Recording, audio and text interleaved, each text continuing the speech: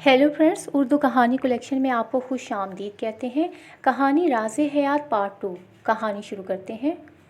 सुबह जैसे ही हयात की आंख खुली वो अपना सामान बांधने लगी। वो यहाँ से दूर चले जाना चाहती थी जहाँ अमीर अली का साया भी इस पर ना पड़ सके। इसने माँ से कहा कि वो अपनी दादों के पास गाँव जा रही है। इसकी दादो इसे बहुत चाहती थीं। हयात इसकी गोद में सुकून लेना चाहती थी। इसकी माँ कहने लगी, हयात अकेली कैसे जाओगी? हयात अपनी माँ को देखकर मुस्कुराई। ये कैसी मुस्कुराहट थी, ये सिर्फ हयात ही जान सकती थी। इसका कर्ब अल्फाज में बयान नहीं किया जा सकता था। इसने जवाब दिया, अब फ़र्क ही क्या पड़ता है माँ, मेरे पास खोने को बचा ही क्या है। इसने अपना बैग उठाया और रवाना हो गई। बस में खिड़की के साथ बैठी पीछे को भागते हुए मनाजिर देखते हुए हयात को लगा कि इसकी ज़िंदगी का पहिया भी उल्टा चलना शुरू हो गया है। जब वो अपने गांव के स्टॉप पर उतरी तो अभी वहाँ कोई तांगा मौजूद नहीं था। वो इंतज़ार करने लगी। इतने में एक गाड़ी गांव जाने के लिए वहाँ से गुजरी। ड्राइवर ने गाड़ी रोकी और इससे लिफ्ट देने की पेशकश की। वो एक सुलझा हुआ पढ़ा लिखा जवान दिख रहा था। हयात ने इससे कोई जवाब ना दिया। इतने में एक कोचवान भी आ गया। इसे देखकर गाड़ी वाले ने कहा, शेरू चाचा, ये अपने गांव की मेहमान हैं, इन्हें घर तक छोड़ कर आना। जी आदम पुत्र, आपको शिकायत नहीं होगी। शेरू कोचवान बड़े एहतराम से बोला था।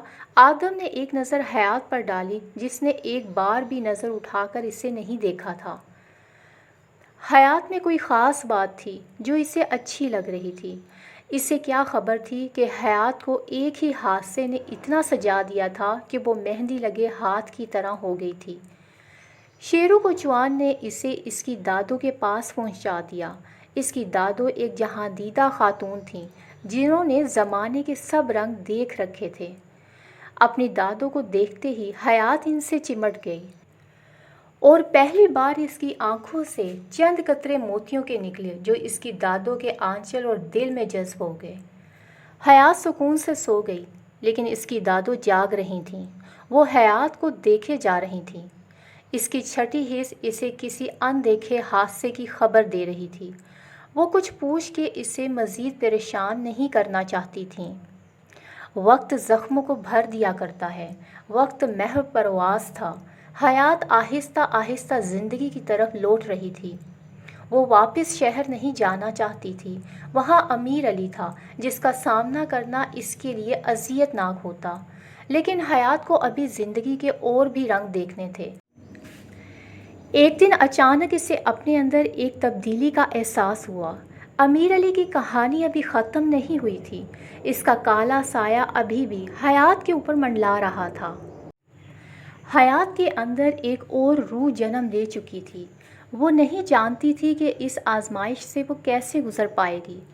अब वक्त आ गया था कि वो अपनी दादो को अपने इस दुख का साथी बनाती। हयात ने दादो के सामने अपना दिल खोल कर रख दिया।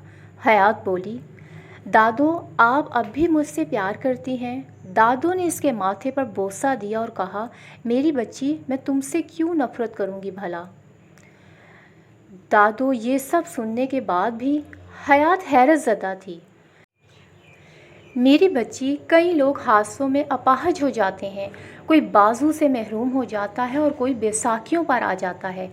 क्या वो इस हकीकत के साथ जीते नहीं? जिनके पास इनके अपने होते हैं ना, जो इनको अपने सीने से लगाएं, इनके आंसू पोंछ डालें, इन्हें ज़िंदगी की तरफ वापस ले आएं, तो वो हादसों को अपनी ताकत बना लेते हैं। मेरी बच्ची, तूने किया भी क्या है कि तुमसे नफ़रत की जाए? सोच की गंदगी रूह की गंदगी है। मेरी बच्ची, इज़्ज़तदार वही होते हैं जो किरदार के सच्चे होते हैं। हयात पुत्र, अपना मन साफ रखना, तन पर तू कोई भी कीचड़ फेंक दे। इसकी दादो इसे ज़िंदगी का एक राज बता रही थी। पुत्र, हादसा हमारे बस में नहीं होता। हादसे के बाद हम करते क्या है, यही बड़ी आजमाइश है। हयात को इसी आजमाइश से गुजरना था।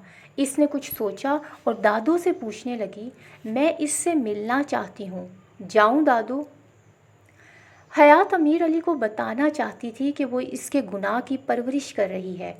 वो इस जान की खातिर, अपनों के मान की खातिर और अपनी पाकीज़गी की खातिर अमीर अली को कबूल करने को तैयार थी। اس حالت میں شہر جانا اس کے لیے اچھا نہیں تھا۔ اس کی دادوں نے سواری کا بندوبست کیا اور وہ سیدھا فیکٹری جا پہنچی۔ لیکن امیر علی ابھی آفس نہیں آیا تھا، وہ خود اس کے گھر چلی گئی۔ گیٹ کیپر نے اندر اطلاع دی تو اس عالی شان سنگ مرمر سے اٹے خوبصورت بنگلے کے دروازے پر نمودار ہونے والا امیر علی نہیں تھا، بلکہ اس کا باپ تھا۔ کبیر علی نے حیات سے پوچھا، کیا بات ہے لڑکی، کیوں ملنا چاہتی ہو میرے بیٹے سے؟ حیات پریشان ہو گئی، وہ اپنا راز یوں سر عام افشا نہیں چاہتی تھی۔ اس نے کوئی جواب نہ دیا، لیکن کبیر علی کو روکنے والا کوئی نہیں تھا۔ اس نے اپنی بات جاری رکھی، لڑکی، اگر تم کسی ایسے خواب کی تعبیر کے لیے یہاں آئی ہو جو میرے بیٹے نے تمہاری آنکھوں میں کبھی سجایا ہوگا تو جان لو تمہارا یہ خواب ہمیشہ خواب ہی رہے گا۔ جاؤ لڑکی، جہاں سے آئی ہو واپس چلی جاؤ۔ آپ کے بیٹے نے میرے ساتھ شادی کا وعدہ کیا تھا، میرے پیٹ میں۔ حیات خاموش ہو گئی۔ ہاں ہاں ہاں ہاں، تم تو بلیک میل کرنے آئی ہو مجھے۔ کبیر علی کو بولو، کیا لوگی اپنے گناہ کی قیمت؟ کبیر علی کے لیے یہ سب کھیل تھا، ایسا کھیل جس میں جیت صرف امارت کی ہوتی ہے۔ میں آپ کے بیٹے کی کزن بھی ہوں، حیات بولی۔ کبیر علی نے حقارت سے اسے دیکھا، گیٹ کیپر سے دروازہ بند کرنے کا کہا اور بولا، ہم باعزت لوگ ہیں لڑکی، ہم تو اپنے کتے بھی نسل دیکھ کر خریدتے ہیں۔ کیا کتے بھی اپنے مالک کی نسل دیکھ پاتے ہیں؟ اور دروازہ بند ہو گیا۔ حیات سنگ مرمر کی اس عمارت اور کبیر علی میں کوئی فرق کرنے سے قاصر تھی، دونوں ہی پتھر کے تھے۔ حیات واپس لوٹ آئی، وقت رینگتا رہا، حیات بوجھل ہوتی چلی گئی۔ اس کی دادو کوئی خطرہ مول لینا نہیں چاہتی تھیں، اسے حیات کی زندگی بہت عزیز تھی۔ حیات کی صحت ایسی نہ تھی کہ اسے ایک اور جسمانی اذیت سے گزارا جاتا۔ گاؤں میں طبی سہولیات کا فقدان تھا، وہ دن گن گن کر گزارنے لگی۔ امیر علی ایک دو بار حیات کی ماں سے ملنے آیا بھی تھا۔ اس کے باپ نے امیر علی کو حیات کے بارے میں کچھ بھی نہیں بتایا تھا۔ حیات کی ماں بھی خاموش تھی، اس نے امیر علی کو صرف یہی بتایا تھا کہ حیات کچھ دنوں کے لیے گاؤں گئی ہے۔ حیات کی ماں ابھی بھی امیر علی سے مرعوب تھی۔ امیر علی نے کچھ رقم اس کے ہاتھ پر رکھی اور حیات کو جلدی واپس بلانے کا کہہ کر چلا گیا۔ حیات کا نشہ ٹوٹ رہا تھا اور وہ ایک بار پھر کش لگانے کے لیے بے قرار تھا۔ دولت والے اتنے سنگ دل کیوں ہوتے ہیں؟ کیا وہ نہیں جانتے کہ جب سور پھونکا جائے گا تو انہیں خالی ہاتھ اس عدالت میں پیش ہونا پڑے گا جس میں صرف عدل ہوگا؟ اس دن انہیں اپنے اعمال کا حساب دینا پڑے گا۔ وہ دن صرف مظلوم کا دن ہوگا جسے اس کے صبر کا پورا پورا صلہ دیا جائے گا اور ظالم کو گھسیٹ کر جہنم رسید کر دیا جائے گا۔ یہاں تو ظالم کے دل پر مہر لگا دی جاتی ہے تاکہ وہ زیادہ سے زیادہ اپنے لیے جہنم کا ایندھن اکٹھا کر سکے۔ مظلوم کو صبر اور برداشت کی نعمت سے سرفراز کر دیا جاتا ہے تاکہ اس کے جنت میں درجات بلند ہوتے چلے جائیں۔ دنیا آخرت کی کھیتی ہی تو ہے، جو یہاں بویا جائے گا وہی وہاں کاٹنا ہوگا۔ حیات کے صبر کی آزمائش تھی، اس نے گھر میں ہی بچے کو جنم دیا۔ یہ فریضہ اس کی دادو نے خود سر انجام دیا تھا تاکہ حیات کا راز راز ہی رہے۔ لیکن ایسی باتیں کب تک چھپی رہ سکتی ہیں؟ دادو نے کہہ دیا کہ میری بچی بیوہ ہے۔ حیات کے لیے اپنے بچے کو قبول کرنا بہت ہی زیادہ مشکل تھا، اسے اس میں امیر علی کی شبیہ دکھائی دیتی تھی۔ وہ دونوں سے نفرت کرنے لگی۔ ایک سرد ترین رات کو وہ گناہ کی پوٹلی کو اٹھا کر دادو کو سوتا چھوڑتی ہوئی گھر سے باہر نکل آئی۔ وہ اپنے بچے سے جان چھڑانا چاہتی تھی، وہ اپنے ماضی کو دفن کر دینا چاہتی تھی۔ اس نے ایک سنسان سی جگہ کا انتخاب کیا، بچے کو برفیلی زمین پر رکھ دیا۔ ستاروں کی ہلکی ہلکی روشنی میں وہ کوئی غیر انسانی مخلوق دکھ رہی تھی۔ آج چاند بھی کہیں سویا پڑا تھا، جیسے اس میں یہ سب دیکھنے کی ہمت نہ ہو۔ ماں اپنے ہاتھوں سے اپنے ہی بچے کی قبر کھود رہی تھی۔ بچے کا فیڈر اس کے منہ سے گرا تو وہ رونے لگا۔ ماں کی گرم آغوش سے اسے کھلے آسمان تلے دھکیل دیا گیا تھا۔ وہ اپنی جنت میں واپس جانا چاہتا تھا۔ اس کی چیخیں بلند ہوتی چلی گئیں۔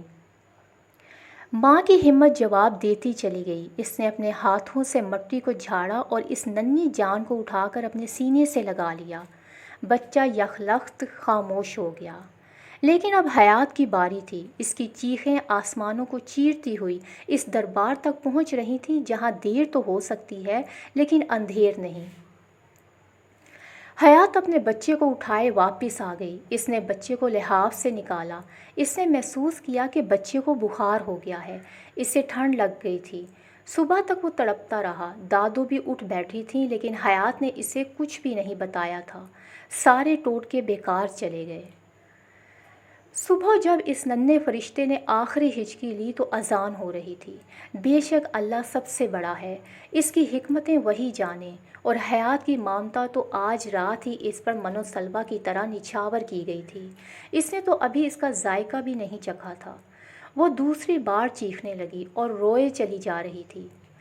اس نے منہ سے ایک لفظ نہیں نکالا، صرف اوپر آسمان کی طرف دیکھتی چلی جا رہی تھی، جیسے وہ انصاف کی زنجیر ہلانا چاہ رہی ہو۔